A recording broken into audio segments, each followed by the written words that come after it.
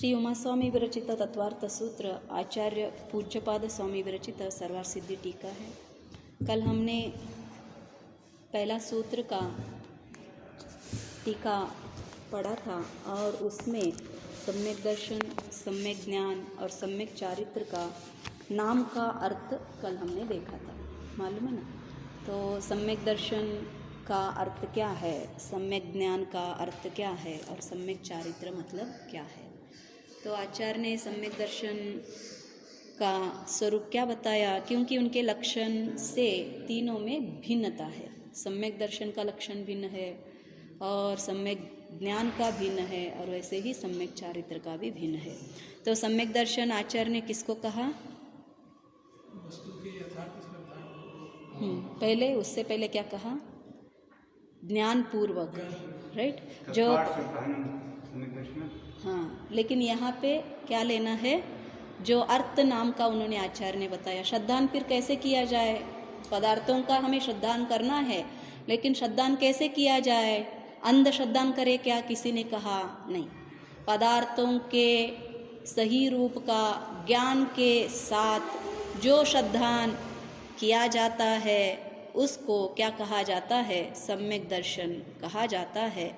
और सम्यक विशेषण इसके कारण ही इसके पीछे लगाया है, मतलब ज्ञान मूलक श्रद्धान हो रहा है। अन्य के जैसा बहुत सारे श्रद्धान हम भी करते हैं ना, तो उनको क्या कहा जाता है? मूढ़ श्रद्धान, मूढ़ श्रद्धान, अंध श्रद्धान बोलते हैं ना। क्यों? ज्ञान के पूर्वक न होने के कारण उसको वो भी श्रद्धान है लेकिन मूढ़ है। लेकिन हमारा सम्यक क्यों है? क्योंकि ज्ञान के पूर्वक जो पदार्थों का श्रद्धान होता है उसको सम्यक श्रद्धान कहा जाता है। फिर इसके बाद सम्यक ज्ञान का आचार्य ने क्या कहा? ज्ञान किसको कहा जाता है? पदार्थों का तो श्रद्धान हमने किया पदार्थ है करके, लेकिन सम्यक ज्ञान क्या है?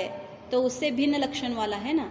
जो वस्तुओं की अवस्थिता, मतलब वो किस रूप से है उस रूप से जानने को क्या कहा जाता है? सम्यक ज्ञान कहा जाता है। फिर जैसे रूप है वैसा कैसा जाने, तो सम्यक मतलब क्या? तो इसीलिए आचार्य ने वहाँ पे तीन विशेषण लगाया। पहले क्या कहा? विमोह से रहित।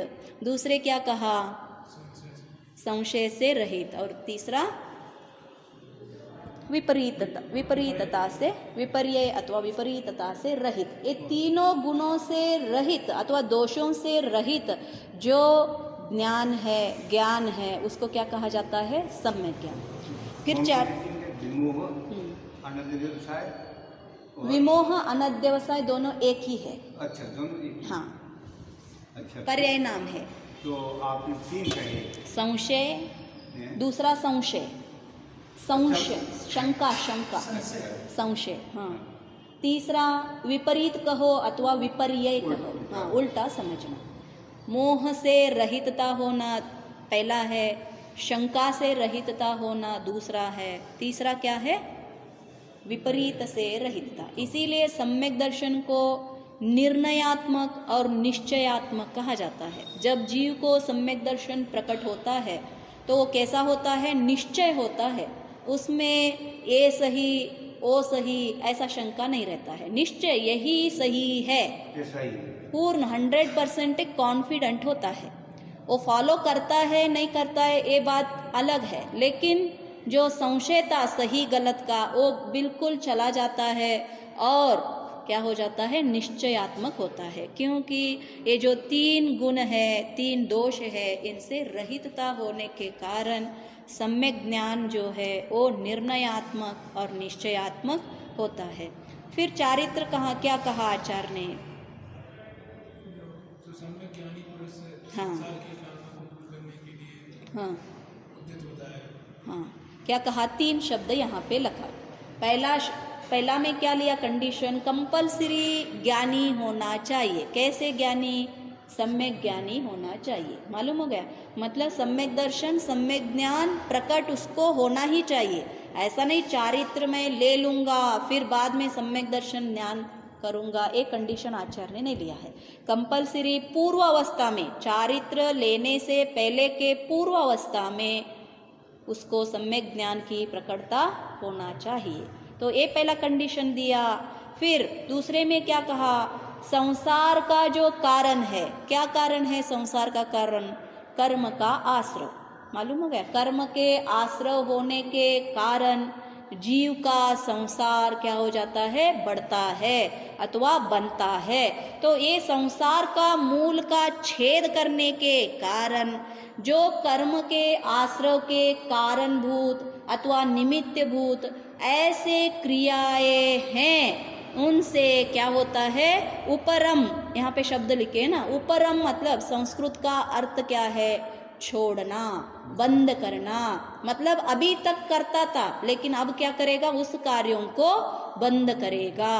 तो इस क्रिया को आचार्य ने यहाँ पे सम्यक चारित्र कहा। क्यों सम्यक लगाया, मतलब सम्यक ज्ञान के पूर्वक होने के कारण वो क्या है, सम्यक है।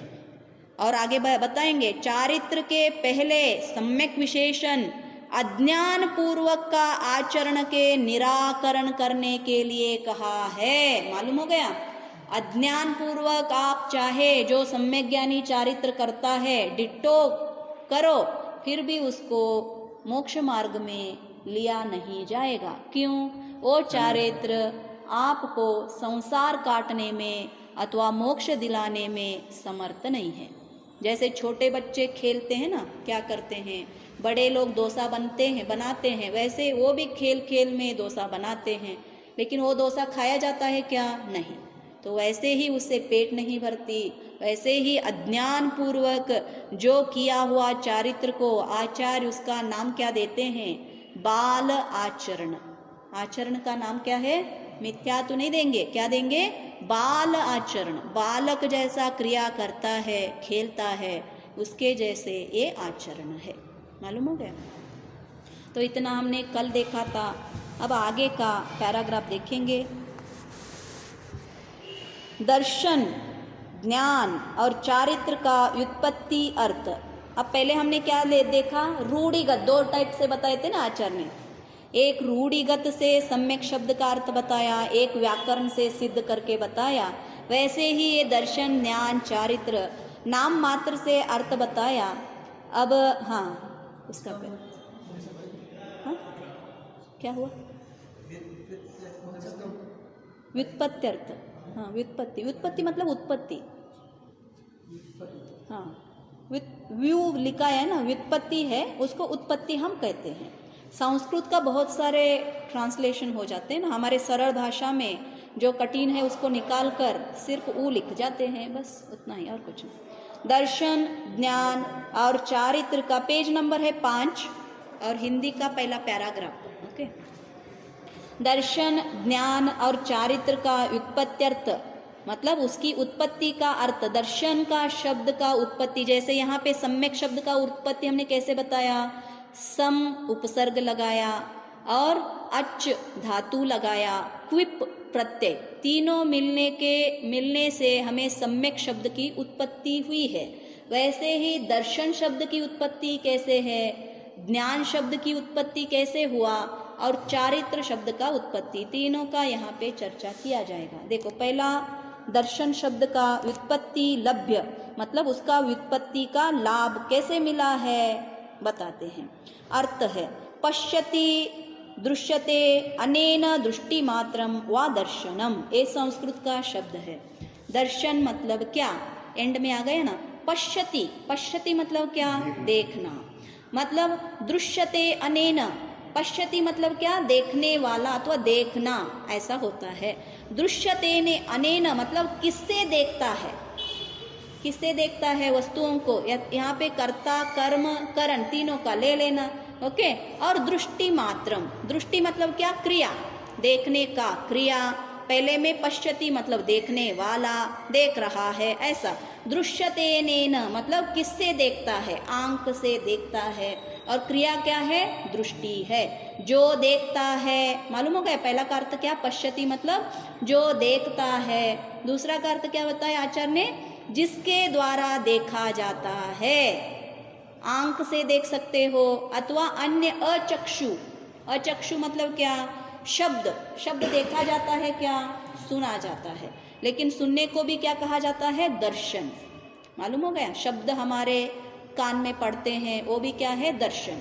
फिर स्पर्श करते हैं, किसका? ठंडा और गरम। ये सारा आंखों से मालूम होता है क्या? नहीं, लेकिन स्पर्श करने से मालूम होता है।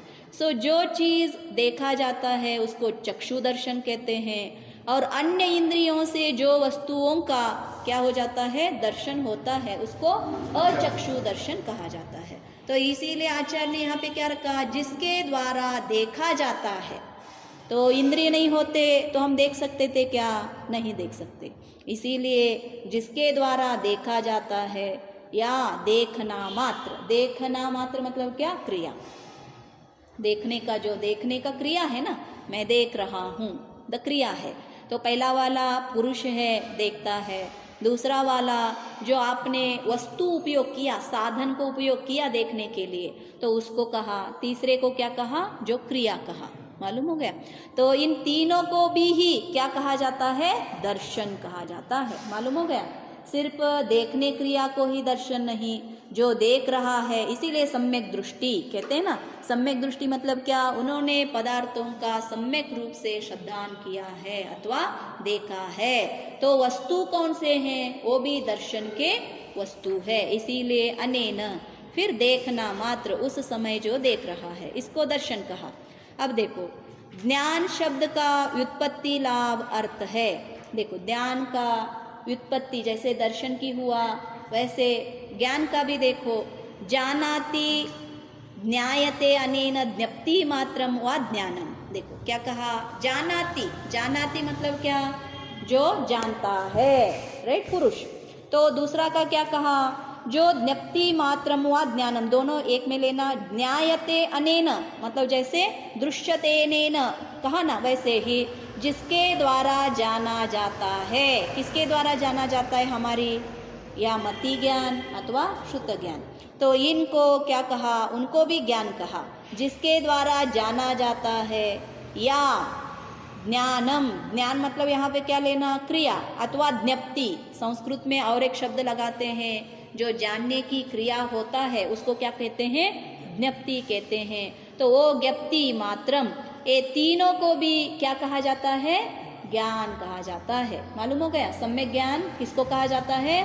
तीनों को, जो देख रहा है अथवा जो जान रहा है, और किसके द्वारा जान रहा है, और जानने की क्रिया। तो तीनों को क्या कहेंगे हम? जानना, ज्ञान। ज्ञान कहेंगे, सम्यक ज्ञान। अभी सम्यक नहीं लगाया है, सिर्फ ज्ञान, दर्शन और चारित्र का अर्थ हम जान रहे हैं। मालूम हो गया? अब बचा कौन सा?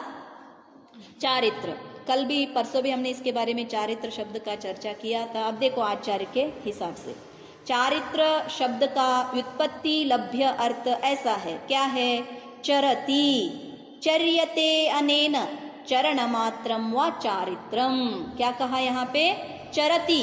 चरति मतलब जो आचरण करता है। चरण मतलब क्या?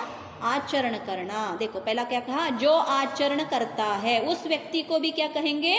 आचरण करने वालों को भी चारित्र। ये चारित्र करता है, ऐसे बोलते हैं ना। तो सेकंड क्या है? चर्यतनेन चरण मतलब किसके द्वारा वो चारित्र करता है, राइट? क्या करण है? क्या वस्तुओं से? जैसे आंखों से हमने देखा, मति ज्ञान से हमने क्या किया? जाना। तो चरण किस वस्तुओं से करता है? जिसके द्वारा आचरण करता है, किया जाता है, उसको भी क्या करते हैं? चारित्र। चर्यते अनेन। फिर आचरण करना मात्र मतलब उस समय में जो आचरण वो जीव कर रहा है, उस क्रिया को भी क्या कहा जाता है? चारित्र। तो तीनों रूप से लिया यहाँ पे। आप कैसे बोलते हो? कर्ता, कर्म, क्रिया। यही होती है ना। एक क्रिया जब होती है उसमें तीन वस्तुएं कंपलसरी होना चाहिए। कौन सा होना चाहिए? कर्तृ होना चाहिए, और जो क्रिया किस वस्तु में करना चाहता है वो वस्तु का कर्म कहो अथवा करण कहो, दोनों चलता है। कर्तृ, कर्म और क्रिया। तो इन तीनों का मिलने से क्या होती है? हमारी क्रिया बनती है। तो वही आचार्य यहाँ पे बता रहे हैं। ज्ञान कहो, दर्शन कहो अथवा चारित्र कहो, चाहे वो कर्तृ अकेला को भी लेकर आप ज्ञान बोल सकते हो। सिर्फ उस कर्म को अथवा करण को लेकर भी क्या बोल सकते हो, ज्ञान बोल सकते हो, चारित्र बोल सकते हो, दर्शन बोल सकते हो, और उस क्रिया को भी आप दर्शन, ज्ञान, चारित्र बोल सकते हो। अब शंका देखो, इतना जान लिया, तीनों का अर्थ मालूम हो गया ना। अब शंका उठती है किसको, शिष्य को। दर्शन आदि शब्दों की इस प्रकार व्युत्पत्ति करने पर कर्ता और करण एक हो जाता है, किंतु यह बात विरुद्ध है ना। क्या कहा उन्होंने, प्रश्न समझ में आया? मैंने क्या कहा, देखो, दर्शन मतलब पश्यति, मतलब देख रहा है। किससे देखता है? अपने आंखों से देखता है या अन्य किसी और से देखता है? नहीं। तो फिर देखने वाला, देखने का कर्म दोनों सेम है, सेम आदमी के है अथवा भिन्न भिन्न है? सेम है। वही प्रश्न यहाँ पे आ रहा है। क्या प्रश्न पूछा उसने, दर्शन आदि शब्द की इस प्रकार व्युत्पत्ति करने पर कर्ता और करण मालूम हो गया। चारित्र में भी देखो, जो आचरण करता है किससे करता है, अपने शरीर से करता है, राइट। शरीर ही अवलंबना करता है ना चारित्र करने में, और जानने में अपने मति ज्ञान श्रुत ध्यान लगाता है। तो इस दोनों में जो करता है और जो उपयोग कर रहा है वो वस्तु भी एक ही है। अब देखो, आप रोटी बना रहे हो, रोटी बनाने वाला क्या है, करता है, और जो करण क्या है वहाँ पे, जो आपका आटा है वो क्या है, करण है। दोनों भिन्न भिन्न हो गए ना, कर्ता भिन्न है और करण भिन्न है अथवा कर्म भिन्न है। लेकिन इस जो कार्य में हमने बताया दर्शन, ज्ञान और चारित्र में दोनों एक ही है। कौन कौन, कर्ता और करण। तो ये तो संभव नहीं है। प्रश्न उठ रहा है, मालूम हो गया। कर्ता करण कभी भी भिन्न होना चाहिए। एक कर्ता अपने आप में ही करण को उपयोग नहीं कर सकता है। तो जो कर्ता कर्म अधिकार है ना समय सार का, उसमें आपको देखना है। तो ये दो रूप के कर्ता कर्म होते हैं। कर्ता कर्म पृथक भी होते हैं, और जो सच्चा कर्ता कर्म जो है निश्चय से, वो कर्ता भी वही खुद का आदमी है और कर्म भी उसकी अपनी ही है। तो ये बात यहाँ पे क्या है, हो रहा है। तो इसीलिए शिष्य प्रश्न पूछता है, यहाँ पे तो कर्ता और करण एक लग रहा है, किंतु यह बात तो विरुद्ध है। मालूम हो गया, कर्ता करण कभी भी क्या होना चाहिए, भिन्न होना चाहिए, लेकिन करण भी यहाँ पे एक ही तो दिख रहा है। तो समाधान देखो, यद्यपि यह कहना सही है, क्या सही है, दो कर्ता करण भिन्न भिन्न होना चाहिए, सही है। फिर भी देखो, तथापि स्वपरिणाम और परिणामी में भेद की विवक्षा होने पर उक्त प्रकार से कथन किया गया है। मतलब जो परिणाम उठ रहे हैं वो परिणाम, और जो परिणाम परिणामी मतलब किससे परिणाम उठ रहे हैं उसका क्या है, भेद विवक्षा है। पर्याय द्रव्य से भिन्न है अथवा एक है, राइट। संस्कृत का पढ़ेंगे तो ऊपर देखो, उक्ताः कर्त्रादि साधन भावाः, जो कर्ता और उसकी साधन भाव जो आपने बताया वो बिल्कुल सही है। मालूम हो गया, थर्ड लाइन पे उक्ताः कर्त्रादि साधन भावाः। ये जो आपका प्रश्न, शिष्य का प्रश्न था क्या, यथा अग्नि दहंती ईंधनम, वेट, नन्वेवम, पहला का लाइन पढ़ेंगे, नन्वेवम स एव कर्ता स एव करणम इत्यायातम तच्च विरुद्धम। शिष्य का प्रश्न क्या था, ननु एवं, ये तो आपने बताया इसमें कर्ता कर्म करण दोनों एक हो रहे हैं ना, ऐसा प्रश्न उनका है। तो तच्च विरुद्धम, ये तो विरुद्ध है। क्यों, कर्ता कर्म एक होना नहीं चाहिए, दोनों भिन्न भिन्न होना चाहिए। तो आचार्य कैसे बता रहे हैं, सत्यम, आप जो बता रहे हो सत्य है। क्या सत्य है, कर्ता कर्म भिन्न भिन्न होना सही है। फिर अब बताएंगे स्वपरिणाम परिणामिनो भेद विवक्षायाम, मतलब परिणाम और जो परिणामी मतलब परिणाम किनसे उत्पन्न हो रहे हैं, उनमें भेद विवक्षाया से दोनों क्या हो गए? तथा अभिधानात्, मतलब दोनों को भेद विवक्षा लेने के कारण कर्ता और कर्म दोनों एक में ही घटते हैं। अभी समझ में नहीं आया ना? तो आप देखो आगे का यथा अग्नि दहंती इंधनम दाह परिणामेन, क्या बताया? अग्नि दहती ईंधनम, ईंधन मतलब क्या? लकड़ी। लकड़ी, अग्नि कहाँ से आती है? लकड़ी से आती है। और अग्नि कहाँ पे रहता है? लकड़ी में ही रहता है। लेकिन ईंधन जब जलता है तब क्या बोलते हैं? ईंधन और अग्नि दोनों भिन्न भिन्न है अथवा एक ही है? अग्नि जो पर्याय है ईंधन से भिन्न है या ईंधन ही है? लेकिन रहते कहाँ पे हैं? सेम में ही। तो उन्हीं में से ही परिणाम उत्पन्न हुआ ना, लकड़ी में से ही ईंधन निकाला। लेकिन परिणाम और परिणामी में अब क्या हो गया? भिन्नता आ गया। इसीलिए कर्ता कौन है? ईंधन है। और उसका कर्म नहीं, अग्नि क्या है? ईंधन क्या है? कर्ता है। और ईंधन क्या है? उसका करण है। मालूम होगा, ईंधन जब तक है तब तक जलेगा। अब हिंदी का देखो।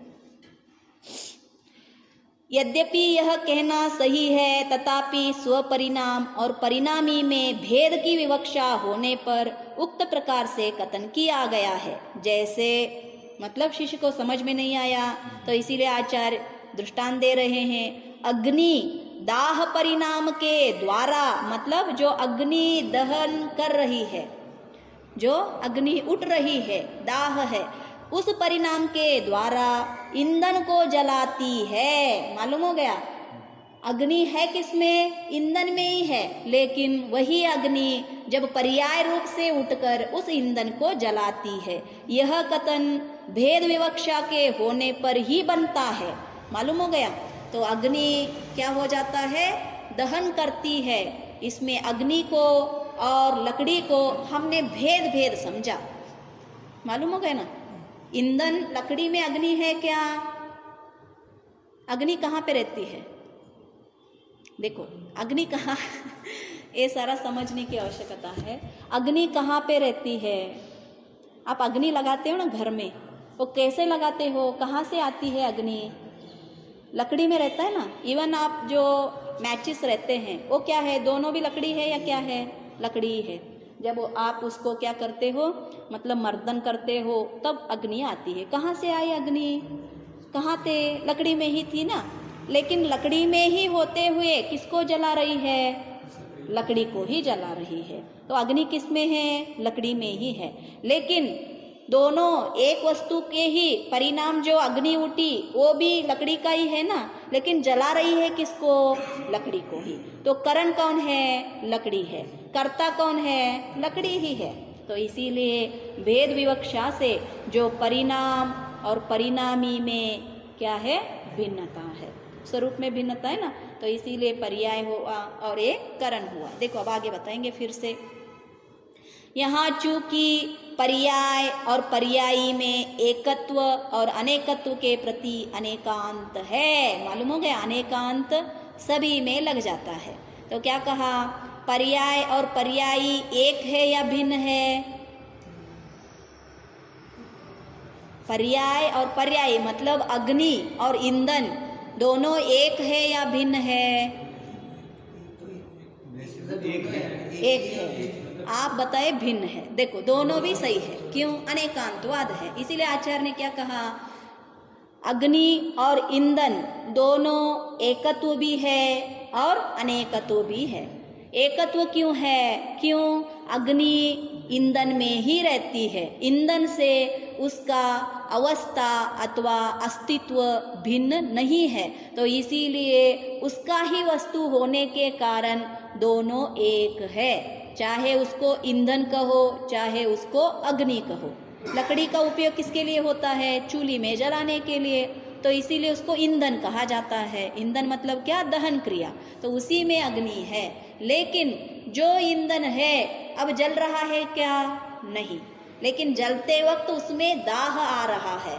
तो इसका स्वरूप और उसका स्वरूप भिन्न भिन्न है या एक है? भिन्न है, लक्षण से भिन्नता है, अस्तित्व से एक है। तो इसीलिए इसमें क्या लगती है, अनेकांत लगता है।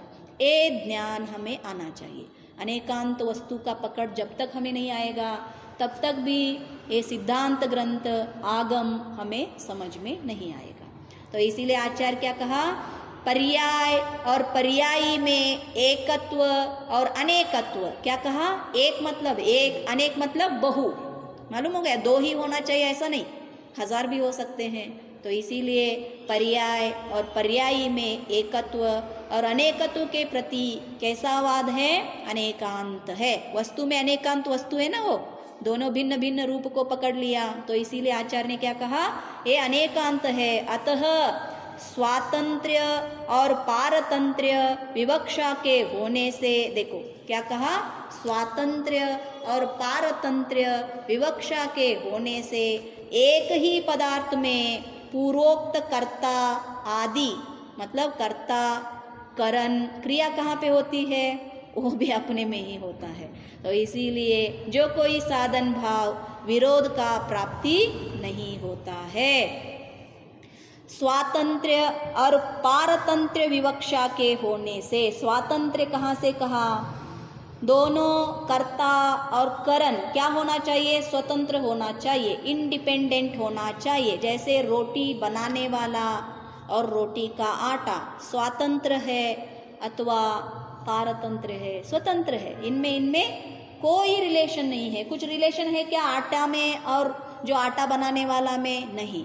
लेकिन इसमें कैसा स्वतंत्रता है, अग्नि और ईंधन दोनों लक्षण रूप से तो स्वतंत्र है, लेकिन पारतंत्र क्यों है, बिना लकड़ी के अग्नि होती नहीं है। तो इसीलिए पारतंत्र और स्वतंत्रता आचार्य ने इसमें मतलब इसमें डिपेंडेंसी है ना, अग्नि का डिपेंडेंसी किसमें है, लकड़ी में है। तो ये परतंत्र हुआ। परतंत्र मतलब क्या, किसी अन्य पे डिपेंडेंट होके वो जैसा कहता है, वो क्या कार्य करना कहता है, वही हम कर सकते हैं। इन दोनों का विवक्षा के होने से एक ही पदार्थ में पूर्वोक्त कहा हुआ जो कर्ता आदि साधन भाव विरोध को प्राप्त नहीं होते हैं। मालूम हो गया, इसका क्या कहा जाता है, सिद्धि हुआ। क्या सिद्धि हुआ, मतलब दर्शन कहो, दर्शन का अर्थ क्या, पश्यति कहो अथवा दर्शनेन कहो अथवा दृष्टि मात्रम कहो, तीनों भी शब्द का अर्थ क्या है, दर्शन ही है। जानाति कहो अथवा ज्ञान, क्या कहा यहाँ, न्यायतेन कहो अथवा ज्ञप्ति मात्रम कहो अथवा ज्ञान मात्रम कहो। तो इसीलिए वस्तु का स्वरूप आचार्य ने इन तीनों का व्युत्पत्ति ऐसे बताया। जैसे कि अग्नि से दहन आदि क्रिया की अपेक्षा कर्ता आदि साधन भाव बन जाते हैं, वैसे ही प्रकृति में जानना चाहिए। जैसे कि अग्नि से दहन आदि क्रिया की अपेक्षा, मतलब जो दहन क्रिया अग्नि से होती है, किसका होता है, लकड़ी का होता है, स्वयं का होता है। और अग्नि किस में है, लकड़ी में ही है। तो अग्नि भी उनका ही है और लकड़ी भी उनका ही है, बोलते हैं ना। तो इसीलिए कर्ता और करण दोनों ईंधन में जैसे लग जाते हैं, वैसे ही दर्शन और दर्शन का जो साधन है, दोनों भी एक ही प्रकृत वस्तु में होते हैं, ऐसा जानना चाहिए। अब देखो शंका फिर से कहेंगे तो फर्क पड़ेगा। हाँ वही तो कहा ना, दोनों विवक्षा। हाँ, इसीलिए इसमें क्या लगती है, अनेकांत लगता है। भेद विवक्षा से कहेंगे तो दोनों भिन्न भिन्न है, और अभेद विवक्षा से कहेंगे तो दोनों एक ही है। तो आत्मा को भी ऐसा ही है। भेद विवक्षा से कहोगे जो परिणाम उठते हैं, विभाव परिणाम उठे, तो किसका है, जीव का है या पुद्गल का है, आता है ना। क्योंकि पुद्गल के संयोग से परिणाम हमारे उठ रहे हैं अभी सारे, तो ये किसका है, जीव का है या नहीं है। तो भेद विवक्षा से कहेंगे तो ये जीव का नहीं है, लेकिन अभेद विवक्षा से कहेंगे तो जीव का ही है। इसीलिए स्वतत्वम आचार्य क्या कहे हैं, ये सारे भी जो भाव है, पांचों भाव, औदायिक भाव कहो, क्षायोपशमिक भाव कहो, उपशम भाव कहो, ये सारे जीव का ही तत्व है। अनेकांतवाद को लगाना है और उसका ग्रहण करना है। अब शंका फिर से करता है, सूत्र में पहले ज्ञान का ग्रहण करना उचित है, क्योंकि एक तो दर्शन ज्ञानपूर्वक होता है और दूसरे ज्ञान में दर्शन शब्द की अपेक्षा कम अक्षर है। तो संस्कृत का ये नियम है, जो कम अक्षर वाला होता है उसको पहला रखो, फिर बड़ा अक्षर वाला को बाद रखो। ये नियम है उनका व्याकरण का। तो इसके हिसाब से भी देखा जाए तो दर्शन से पहला ज्ञान को रखना चाहिए था। क्यों? दर्शन में 3 अक्षर है और ज्ञान में कितने हैं? 2 है। तो इसीलिए आप क्यों दर्शन को पहला रखा, ज्ञान को पहला रखना था। ये क्वेश्चन में आधा है। और पहला आधा क्या बताया उन्होंने? दर्शन कैसा होता है? ज्ञान पूर्वक होता है। मालूम हो गया ना, बिना ज्ञान से दर्शन हो नहीं सकता है। इसीलिए आपको सम्यक ज्ञान दर्शन चारित्राणि मोक्ष मार्गः लिखना था, लेकिन आप ऐसे क्यों लिखा? सम्यक दर्शन ज्ञान चारित्राणि मोक्ष मार्गः। ये शिष्य का प्रश्न है। प्रश्न समझ में आया? समाधान देखो आचार्य अब कैसे कहते हैं। सिर्फ नीचे पीछे आगे पीछे इसके लिए भी शंका किया जाता है, मालूम हो गया। इसीलिए एक नए शब्द नए, मालूम हो गया ना, 7 नयों में शब्द नए लिखा है आचार्यों ने, क्योंकि इस शब्द का जो हम बताते हैं उससे वस्तु का ग्रहण होता है पूर्ण रूप से वस्तु का ग्रहण होने के कारण व्याकरण आदि इन शब्दों का मलों का निकालना होता है। तो इसीलिए हम भी बोलते हैं ना, जब सेंटेंस लिखते हैं तो मैं जो कहना चाहता हूँ वो बिल्कुल आगे का आदमी सही रूप से मैं जो कहना चाहता हूँ वही समझे। यही प्रयास हम भी करते रहते हैं ना। मैं कुछ कहूँगा और सेंटेंस सही नहीं बना तो मैं कुछ कहूँगा और वो कुछ समझेगा, तो ये भिन्नता आती है। तो इसीलिए यहाँ पे क्या हुआ, तो ये जो प्रश्न इन्होंने किया तो ऐसा क्यों लिखा है? ज्ञान पहला लिखना था, दर्शन बाद में लिखना था, लेकिन आपने तो दर्शन को पहला लिखा और ज्ञान को बाद में। देखो शंका। अब समाधान बताएंगे आचार्य, दर्शन को क्यों ज्ञान के पूर्व में लिखा है। कोई इमेजिन कर सकता है क्यों लिखा होगा? दर्शन को ज्ञान से पहला क्यों लिखा? नहीं, देखो आचार्य के देखेंगे। यह कहना युक्त नहीं। क्या आप जो बता रहे हो ज्ञान को पहले रखो दर्शन को बाद में रखो, लेकिन कुंद कुंदाचार्य के समय सार देखो, वो तो अनऑर्डर्ड लिखते हैं। अनऑर्डर्ड मतलब कहाँ पे भी रूल्स उन्होंने फॉलो ही नहीं किया है। दर्शन को पहला लिखना, ध्यान को फिर चारित्र को, एटलीस्ट चारित्र को पहला लिखकर दर्शन ध्यान नहीं, अनऑर्डर्ड। जीवो चरित्र दंसन ना नट्ठिदो, देखो चरित्र को पहला लिखे, दर्शन को मिडल में लिखे, ज्ञान को एंड में लिखे। मतलब इवन उल्टा से भी मैं क्रम में नहीं जाऊंगा। हर पल ऐसे बताते हैं, मैं निश्चय का ग्रंथ हूँ, मैं निश्चय का ग्रंथ हूँ, मैं अक्रम हूँ, मैं अभेद रत्नत्रय का प्रतिपादन करने वाला हूँ। जहाँ पे भेद ही नहीं है तो क्रम क्या बताना है? मालूम हो गया। अक्रम जहाँ पे है वहाँ पे आपको क्रम की फॉलो करने की जरूरत नहीं। लेकिन ये किसका ग्रंथ है? क्रमवर्ती का ग्रंथ है, तो इसमें क्रम का बहुत फॉलो करेंगे। पर्याय कभी भी क्या होता है?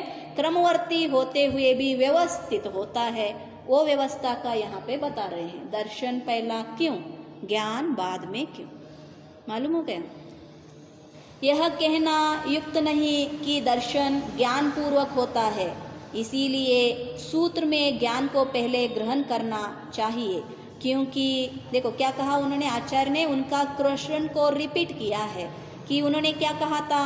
दर्शन ज्ञान पूर्वक होता है, ऐसा जो आचार्य ने ही पहले कहा था ना। तो इसीलिए उन्होंने, अब आचार्य उसका ही खंडन करते हैं। ये जो आप बता रहे हो युक्त नहीं है। क्या युक्त नहीं है? दर्शन पूर्वक, दर्शन ज्ञान पूर्वक होता है, ये जो आप कह रहे हो ये कहना ठीक नहीं है। क्यों? क्योंकि देखो, क्योंकि दर्शन और ज्ञान एक साथ उत्पन्न होते हैं। युगपत। हाँ, अब ये संस्कृत का देखो कैसे लिखा है। ज्ञान ग्रहणम आदौ, आदौ मतलब आदि, न्यायम, क्यों? दर्शनस्य तत्पूर्वकत्वात्, पूर्व मतलब पहला लेना, पूर्व का अर्थ क्या है? तत्पूर्वकत्वात् मतलब ज्ञान के पूर्व में, मतलब ज्ञान होने के बाद दर्शन होता है। दर्शनस्य तत्पूर्वकत्वात्, और दूसरा अल्पाक्षरत्वम मतलब अल्प अक्षरत्वच्च, ओके, वो अल्प अक्षर है और दर्शन ज्ञान पूर्वक होता है, इसीलिए ज्ञान को आदि में ग्रहण करना है, दर्शन को नहीं। तो फिर आचार्य बताते हैं नैत्यद्युक्तम, जो आप बता रहे हो ये युक्त नहीं है। क्यों? युगपद उत्पत्ते है, दोनों कैसे उत्पत्ति होते हैं? युगपद। मालूम हो गया? चारित्र को नहीं बताया, अब चारित्र को आगे बताएंगे उसकी उत्पत्ति कब होता है। दर्शन ज्ञान युगपत होते हैं, इसीलिए उसको दृष्टांत आचार्यों ने पर्वत और नारद के जैसे बताते हैं। पर्वत और नारद मतलब जो हमने कहानी सुना था वसु की कहानी, याद है ना? तो वो पर्वत और नारद जो दोनों रहते थे, कभी भी साथ में ही घूमते थे, कभी भी साथ में ही रहते थे।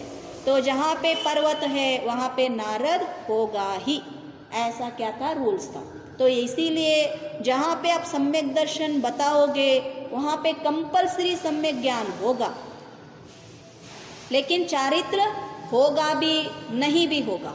विदाउट चारित्र सम्यक दर्शन ज्ञान का क्या है? अस्तित्व है। तो ये आचार्य यहाँ पे, और उसकी उत्पत्ति भी क्या है? युगपत, और नाश होगा तो भी युगपत। मालूम हो गया? सो दर्शन से भ्रष्ट हुआ है ये शब्द कहेंगे तो ज्ञान से भी भ्रष्ट हुआ है। तो इसीलिए दंसन भट्टो भट्टो दंसन भट्टस्सनत्ति निवानम सिज्जन्ति चर्य भट्टा दंसन भट्टा न सिज्जन्ति। यहाँ पे भी क्या कहा आचार्य ने?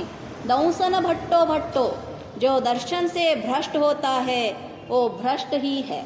कहाँ पे? संसार में मोक्ष मार्ग से भ्रष्ट ही हो जाता है। तो यहाँ पे दर्शन भ्रष्ट लिया और एक ज्ञान भ्रष्ट लिया क्या? नहीं। तो क्या लिया? चारित्र भट्टा। जो चारित्र से भ्रष्ट हो जाता है वो सिद्ध्यंती, सिद्ध्यंती मतलब सिद्ध बन सकता है, लेकिन जो दर्शन से भ्रष्ट हुआ है वो कभी भी फिर से सिद्ध नहीं बन सकता है, मतलब बहुत काल ले सकते हैं। अर्धपुद्गल परावर्तन अनंत काल लग जाते हैं, चिरकाल तक वो मिथ्या दृष्टि बन के फिर से घूमता है।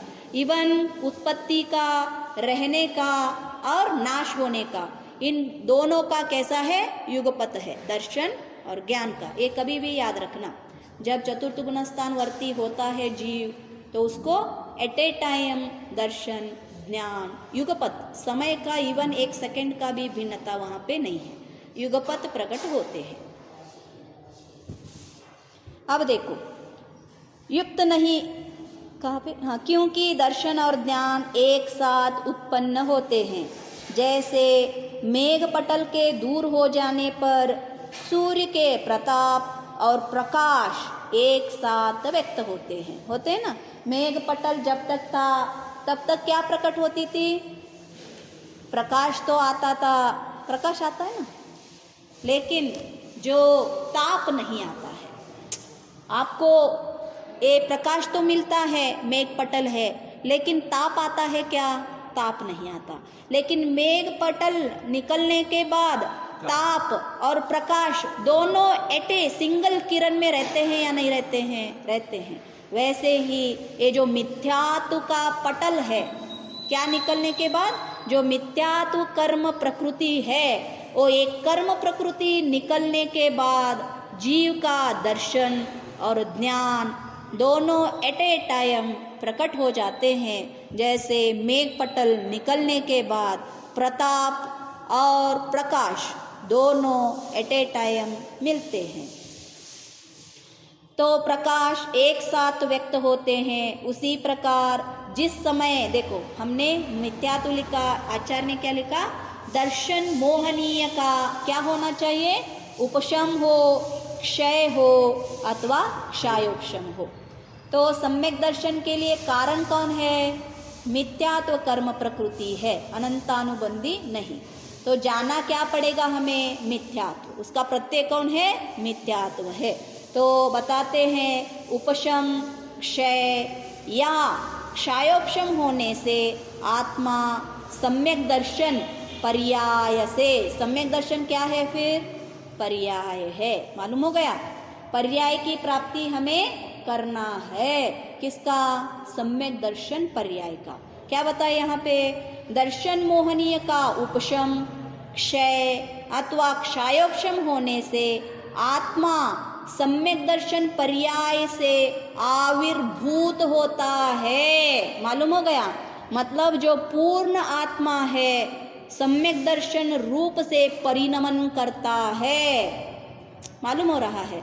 सम्यक दर्शन पर्याय से आविर्भूत होता है। मालूम हो रहा है? आत्मा ही, ऐसा नहीं कि पर्याय भिन्न है और आत्मा भिन्न है। जो आत्मा है वही दर्शन रूप से परिणमन करता है। तो आत्मा कैसा बना? तब सम्यक दृष्टि बनता है। इसीलिए उसका नाम क्या रखा जाता है तब? सम्यक दृष्टि। ये पर्याय का और द्रव्य का स्वरूप जानना है। द्रव्य कभी भी पर्याय में व्यक्त होता है। उसका व्यक्तता कहाँ पे होती है? प्रकटता पर्याय में। कैसे? एक द्रव्य का एक पार्ट एक पर्याय में, द्रव्य का और एक पार्ट और एक पर्याय में, ऐसा नहीं। पूर्ण रूप से द्रव्य उस पर्याय में प्रकट होता है। जैसे अब जीव द्रव्य मनुष्य बना, तो आंशिक जीव द्रव्य मनुष्य बना है अथवा पूर्ण जीव द्रव्य मनुष्य बना है। पूर्ण जीव द्रव्य क्या बनता है? मनुष्य बनता है। तो इसीलिए जो द्रव्य का पर्याय होता है पूर्ण रूप से द्रव्य उस पर्याय रूप में बदलता है। मालूम हो रहा है कुछ? तो इसीलिए आचार्य ने शब्द कैसा रखा यहाँ पे? जो आत्मा है कब? दर्शन मोहनीय कर्म का क्या होना चाहिए? चाहे उपशम हो जाए, चाहे क्षय हो जाए, चाहे क्षयोपशम हो जाए। ये तीनों में से एक होने के बाद भी ये जो आत्मा क्या करती है? आत्मा किस रूप से? सम्यक दर्शन पर्याय से आविर्भूत होता है। देखो कितना सुंदर शब्द, और इसमें बहुत सारा मीनिंग आचार्य अपने तत्वों का दिया है। और देखो सिर्फ एक ही पर्याय से परिणमन होता है क्या? उसी समय उसके क्या है? मति ज्ञान और श्रुत ज्ञान का निराकरण होकर, मतलब पहले क्या थे मति ज्ञान श्रुत ज्ञान? कुमति कुश्रुत अथवा अज्ञान कहा जाते थे। तो आज क्या बनेंगे? वो निराकरण होकर उसी समय मति ज्ञान और श्रुत ज्ञान बनेंगे। कैसे? सम्यक ज्ञान में कुछ बदलाव नहीं है। ज्ञान के लिए कुछ कर्मों का निकालना हुआ क्या? यहाँ पे नहीं हुआ। जो सम्यक ज्ञान का कारण भी कौन बना? यही हमारी जो मिथ्यात्व दर्शन मोहनीय कर्म है उसका क्या होना? क्षय होना, उपशम होना, क्षयोपशम होना। तो इसीलिए कार्य किया क्या? एक, और प्राप्त हुआ क्या? दो। मालूम हो गया? तो इसीलिए, लेकिन ज्ञान के कारण दर्शन प्राप्त नहीं हुआ है। हुआ किसके कारण? जो दर्शन मोहनीय कर्म का क्षय होना, उपशम होना, क्षयोपशम होने से सम्यक ज्ञान का प्राप्ति हुआ है। तो पहला किसको रखे? दर्शन। क्यों? कारण कौन है? दर्शन है। पृथक्काराधनामिष्टम दर्शन सहभाविनो अपि भेदस्य, मतलब ये पुरुषार्थ सिद्धि उपाय का जो सम्यक ज्ञान अधिकार है उसमें लिखते हैं आचार्य, पृथक्काराधनामिष्टम दर्शन सहभाविनो अपि। सम्यक ज्ञान कैसा है? दर्शन का सहभावी है। सहभावी मतलब उत्पत्ति के समय भी सहभावी है, उसका रहने के समय भी सहभावी है और उसका नाश के समय भी सहभावी है। जैसे कौन सा? भोग भूमि में जो दोनों आर्य और आर्या जो उत्पन्न होते हैं, एट ए टाइम उत्पन्न होते हैं, कभी भी जिंदगी भर दोनों मिलके ही रहते हैं और मरते वक्त भी दोनों मिलके ही रहते हैं। वैसे ही ये जो दर्शन ज्ञान है उनको सहभावी आचार्य ने कहा। क्यों? जहाँ जहाँ पे दर्शन लेंगे वहाँ वहाँ पे ज्ञान बाय डिफॉल्ट आएगा। तो इसीलिए भिन्न एक शब्द नहीं लेते आचार्य, सम्यक दृष्टि, सम्यक ज्ञानी, ऐसा नहीं आएगा। जहाँ पे सम्यक दृष्टि कहेंगे ऑटोमेटिकली ले लेना ये जीव क्या है, सम्यक ज्ञानी भी है, और सम्यक ज्ञानी जहाँ पे कहेंगे ये सम्यक दृष्टि भी है। लेकिन चारित्र को लागू नहीं होगा। अब चारित्र का आगे बताएंगे। देखो, तो दूसरे ऐसा नियम है कि सूत्र में अक्षर वाले शब्द से पूज्य शब्द पहले रखा जाता है। ये व्याकरण का सूत्र है। क्या है, इन्होंने कहा था अल्प अक्षर वालों को पहले लिखना। जैसे छोटे छोटे जो हाइट में क्या होते हैं, कम होते हैं, उनको हम आगे बिठाते हैं और बड़े वालों को पीछे।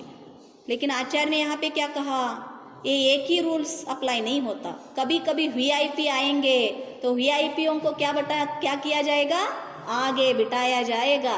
तो वैसे ही जो पूज्य शब्द है, कौन सा पूज्य है यहाँ पे, दर्शन, सम्यक दर्शन पूजनीय है। इसीलिए जो पूज्य शब्द है उसको पहले रखा जाता है। अतः पहले ज्ञान शब्द को न रखकर दर्शन शब्द को रखा है। तो दोनों का आचार्य ने उत्तर दिया आपको। क्या दिया, जो अल्प अक्षर के कारण भी दिया और ज्ञान पूर्वक दर्शन होता है ये युक्त नहीं है, क्योंकि दर्शन पूर्वक ही ज्ञान होता है। पूर्वक भी नहीं, युगपत होते हैं, लेकिन नाश किसका होता है, मिथ्यात्व का होने के बाद दर्शन और ज्ञान दोनों का प्रकटता होता है। इसीलिए क्या कहा आचार्य ने, दर्शन ही ज्ञान से भी क्या है, पूजनीय है। और कर्मों का नंबर्स ले लो कर्म में ले लो, कर्म का 8 कर्म का नेम्स बताओ कैसा होता है। आप ऑर्डर भी नहीं जानते। देखो, ज्ञानावरणीय, दर्शनावरणीय, फिर वेदनीय, मोहनीय, आयु, नाम, गोत्र, अंतरा। इसका ऑर्डर ऐसे ही कहना है। पहला हम सारे ऐसा लिखेंगे ऐसा नहीं, वहाँ पे ऑर्डर जब बताएंगे ज्ञानावरणीय पहला रखेंगे, दर्शनावरणीय को नहीं। तब क्वेश्चन पूछा जाएगा आपने ज्ञानावरणीय को क्यों पहला रखा, मालूम हो गया। वहाँ पे ज्ञान को, सम्यक ज्ञान को पूजनीय है, तो इसीलिए ज्ञानावरणीय को पहला रखेंगे। मालूम हो गया भिन्नता कैसा होता है। वहाँ पे उनका क्या कहेंगे, वहाँ पे बताएंगे ज्ञानावरणीय क्यों पूज्य है। जो ज्ञानावरणीय है वो ज्ञान का क्या है, मतलब आवरण करता है। दर्शनावरणीय किसका करता है, दर्शन गुण का। ये जो सम्यक दर्शन है वो दर्शन नहीं है, ये श्रद्धान गुण है, मालूम है। हाँ, श्रद्धा गुण की पर्याय है। तो इसीलिए जो दर्शन, वहाँ पे दर्शन से भी ज्ञान क्या है, पूजनीय है। क्यों, ज्ञान से ही हमें क्या प्राप्ति होती है, सम्यक दर्शन, सम्यक ज्ञान, निर्णयात्मक, निश्चयात्मक। दर्शन पर्याय तो सत्तावलोकन करता है, ज्ञान पर्याय निश्चय करता है, हे उपादेय समझता है, हमें मोक्ष मार्ग में लेके जाता है। इसके कारण ज्ञान क्या है, हमारे लिए पूजनीय है। और यहाँ पे सम्यक दर्शन, सम्यक ज्ञान, सम्यक चारित्र में पूजनीय कौन है, सम्यक दर्शन पूजनीय है। इसीलिए हम क्या करते हैं, उसको पहले में रखते हैं। तो फिर देखो शंका, सम्यक दर्शन पूज्य क्यों है। देखो फिर भी प्रश्न उसने पूछा अभी आचार्य ने सम्यक दर्शन को पूजनीय का अर्थ नहीं दिया था ना, तो इसीलिए क्या कहा, सम्यक दर्शन पूज्य क्यों है। तो समाधान, क्योंकि सम्यक दर्शन ज्ञान के सम्यक व्यपदेश का हेतु है। क्या बताया, हेतु कौन है, सम्यक दर्शन। हाँ, सम्यक दर्शन नहीं होता। देखो मति ज्ञान में बिल्कुल कुछ बदलाव नहीं आता है। मिथ्या दृष्टि का मति ज्ञान और श्रुत ज्ञान कैसे हैं, बिल्कुल सम्यक दृष्टि का भी मति ज्ञान, श्रुत ज्ञान उतना ही है। उनमें ना क्षयक्षम घटता है ना बढ़ता है, कितना है उतना ही रहता है। लेकिन जब सम्यक दर्शन उसी मिथ्या दृष्टि को हो जाता है, वही मति ज्ञान, श्रुत ज्ञान न बदलते हुए भी सम्यक कहलाते हैं। मालूम हो गया। तो नाम जो सम्यक उसके पीछे लगा, उसका हेतु कौन है, सम्यक दर्शन है। मालूम हो गया। तो सम्यक दर्शन के कारण ही ज्ञान सम्यक कहलाता है। इसीलिए सम्यक दर्शन क्या है, पूजनीय है। देखो अब चारित्र का बताएंगे। चारित्र के पहले ज्ञान का प्रयोग किया है। चारित्र के पहले क्यों सम्यक दर्शन, सम्यक ज्ञान, फिर चारित्र रखा? तो ज्ञान के बाद में चारित्र को लिखा है, अथवा चारित्र के पहले ज्ञान लिखा है। क्यों लिखा है? क्योंकि चारित्र ज्ञान पूर्वक होता है। मालूम हो गया? ज्ञान के बिना चारित्र कहा ही नहीं जाता है। तो चारित्र के पहले ज्ञान का प्रयोग किया है, क्योंकि चारित्र,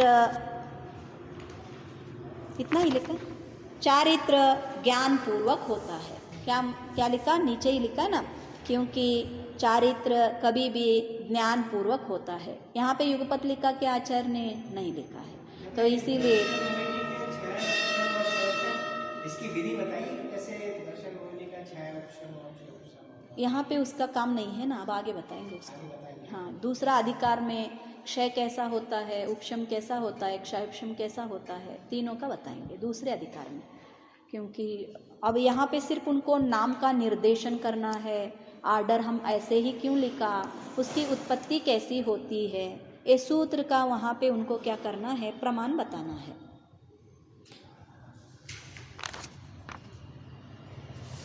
अब एक है, उसको भी पढ़ेंगे या कल पढ़ेंगे। देखो इसका भी पूर्ण करेंगे, कितना होता है उतना।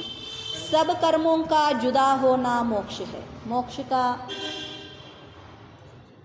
अर्थ क्या है? सर्व कर्मों का जुदा होना, मतलब जीव के प्रदेश से अत्यंत भिन्न होना। इसका नाम और आचार्य कैसे कहते हैं? अत्यंत भिन्न होना। जुदा तो हर पल होते ही हैं। जब निर्जरा होती है, द्रव्य निर्जरा, तब तब कर्म हमारे से निकल जाते हैं, लेकिन ऐसा नहीं चाहना चाहिए हमें। फिर कभी वो कर्म पुद्गल जीव से कभी भी किसी काल में भी आकर फिर बंद न हो जाए। तो इसीलिए अत्यंत क्या होना चाहिए? उसका भिन्न छिन्न होना चाहिए। तो इसीलिए सर्व कर्म विप्र मोक्षो मोक्षाः, ये कहाँ पे है? 10वां अधिकार में आचार्य का ही सूत्र है। तो उसमें क्या कहते हैं? सर्व कर्म मतलब कौन से? जो 8 कर्म है वो भी लेना, और नहीं तो 148 कर्म है उनको भी ले लेना, 9 कर्म को भी ले लेना। 9 कर्म कौन से? शरीर। तो इनसे भी विदा जुदा होने को ही आचार्य क्या कहा है? मोक्ष कहा है।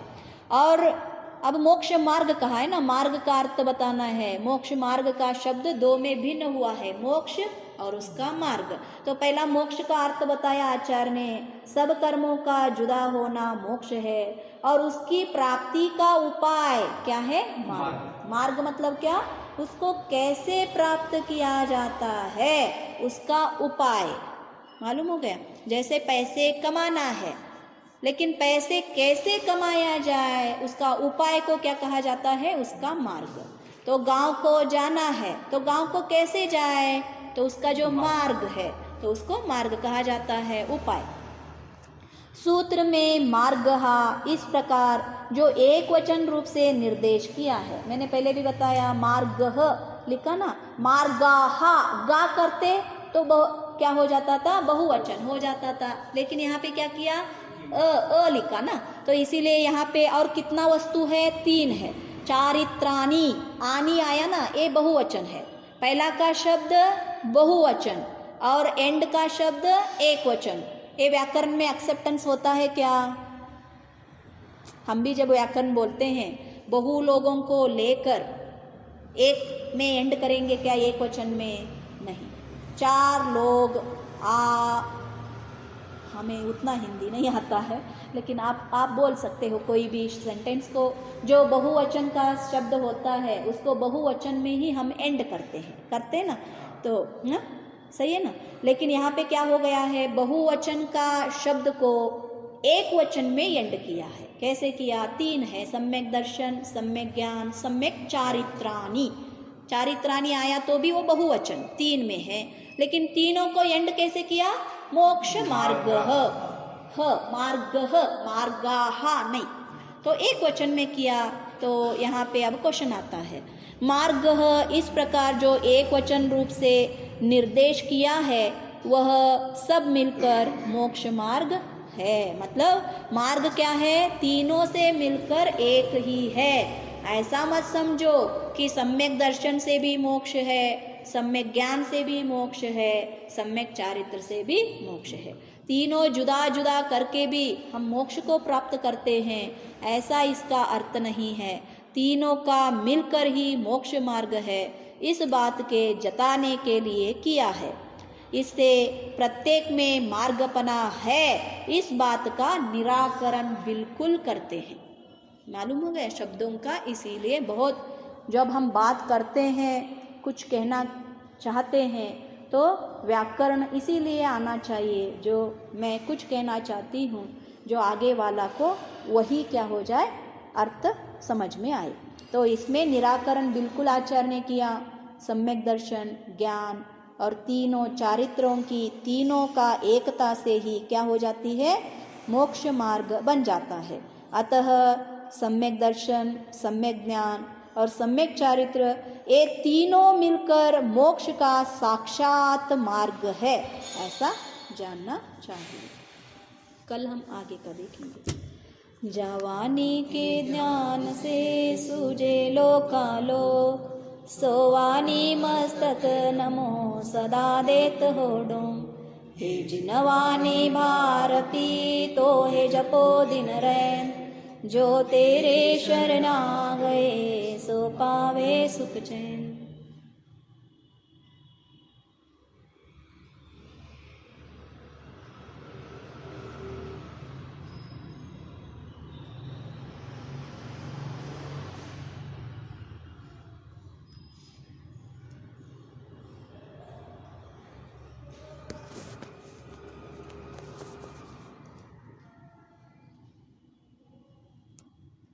Phew.